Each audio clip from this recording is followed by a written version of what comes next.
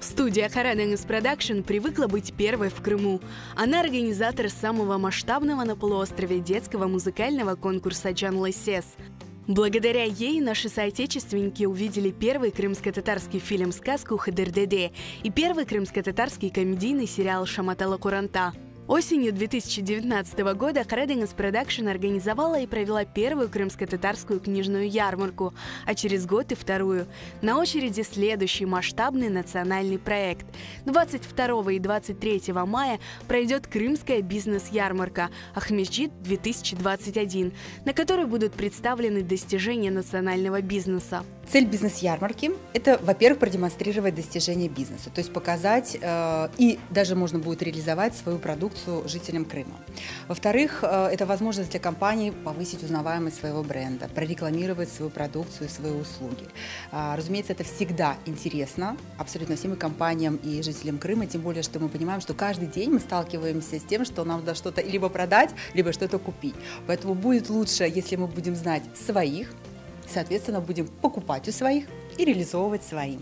На ярмарке будут представлены достижения национального бизнеса в таких сферах, как строительство, туризм, медицина, торговля, производство продуктов питания, декоративно-прикладное искусство и многое другое.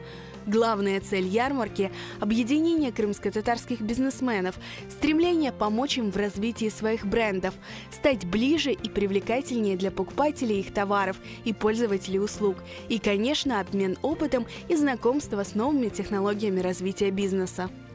В рамках крымской бизнес-ярмарки «Ахмеджит-2021» будет проведен форум технологий развития бизнеса, где примут участие специалисты, коучи, тренера по бизнес-развитию, стратегии маркетинга и рекламы, продвижение товаров, внешнеэкономическая деятельность, проектное управление. Также планируется, что на форум будут приглашены успешные бизнесмены, работающие на международных рынках, которые поделятся историей своего успеха. Выставка товаров и услуг, торговые и медиаплощадки, мастер-классы для предпринимателей, партнерские мероприятия – все это должно заинтересовать бизнесменов.